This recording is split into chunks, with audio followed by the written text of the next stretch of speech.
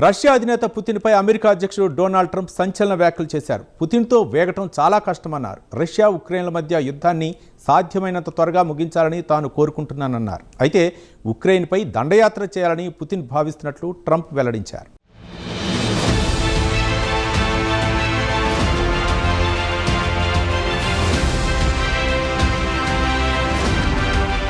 హేగ్లో జరిగిన నాటో శిఖరాగ్ర సదస్సులో రష్యా అధినేత పుతిన్పై అమెరికా అధ్యక్షుడు డొనాల్డ్ ట్రంప్ సంచలన వ్యాఖ్యలు చేశారు.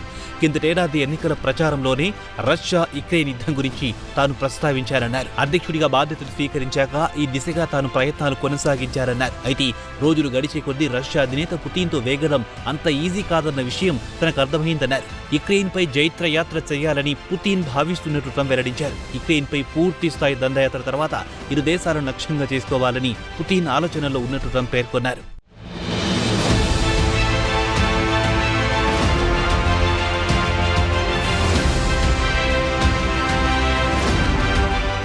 అయితే 3 ఏళ్లకు పైగా రష్యా ఉక్రెయిన్ యుద్ధం జరగడంతో అనేక దేశాల ఆర్థిక వ్యవస్థలు కుదేలైన విషయాన్ని కూడా నాటో సదస్సులో ట్రంప్ ప్రస్తావించారు. రష్యా ఉక్రెయిన్ యుద్ధం ప్రభావం ప్రధానంగా అనేక పశ్చిమ దేశాలపై పడిందన్నారు. అయితే ఉక్రెయిన్ అధ్యక్షుడు జెలెన్స్కీతో రష్యా అధినేత పుతిన్కు కొన్ని ఇగో ప్రాబ్లమ్స్ ఉన్నాయని ట్రంప్ పేర్కొన్నారు.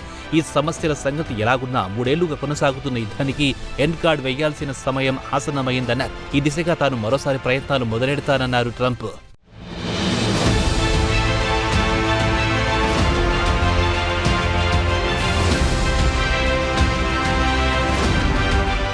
గతంలో అనేకసార్లు రష్యా ఉక్రెయిన్ మధ్య కొన్నిసార్లు కాల్పుల విరమణ కూడా జరిగింది. అయితే ఈ కాల్పుల విరమణ అనేది ఒక ప్రహసనంగా మారింది. కాల్పుల విరమణ ఒప్పందం పేరుతో అమెరికా అధ్యక్షుడు డొనాల్డ్ ట్రంప్ కొన్ని షరతులు విధిస్తారు. సహజంగా ఆ షరతులన్నీ రష్యాకి అనుకూలంగా ఉంటాయి, ఉక్రెయిన్కు నష్టం కలిగించేవే ఉంటాయి. దీంతో కాల్పుల విరమణకు అంగీకరిస్తున్నట్టు పుతిన్ ఒక ప్రకటన విడుదల చేస్తారు. 3 ఏళ్ల యుద్ధంలో సర్వస్వం కోల్పోయిన ఉక్రెయిన్ అధినేత గత్యంతరేని పరిస్థితుల్లో షరతులకు కూడా అంగీకరిస్తారు. అయితే ఇటు కాల్పుల విరమణ ఒప్పందంలో ఏ అంశాలు ఉండాలన్న దానిపై చర్చలు జరుగుతుంటాయి. మరోవైపు ఉక్రెయిన్ భూభాగాలపై రష్యా బలగాల భీకర దాడులు జరుగుతాయి. ఇది ప్రస్తుతం జరుగుతున్న తంతు.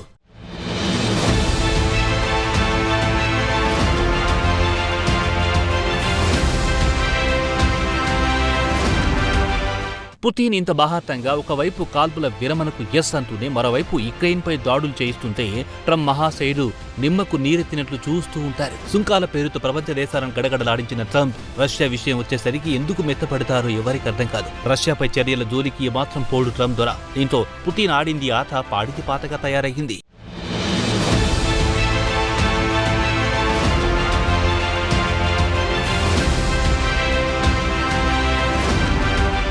ఇదిలా ఉంటే పుతిన్పై ఎటువంటి చర్యలకు ముందుకు రాని ట్రంప్ మహాశయుడు జెలెన్స్కీని యావత్ ప్రపంచం ముందు దోషిగా నిలబెట్టడానికి మాత్రం అరను చాస్తుంటారు. ఇటీవల మరోసారి జెలెన్స్కీ పైన ట్రంప్ ఆగ్రహం వ్యక్తం చేశారు. జెలెన్స్కీ మాట తీరుతోనే సమస్యలు వస్తున్నాయని ట్రంప్ వ్యాఖ్యానించారు.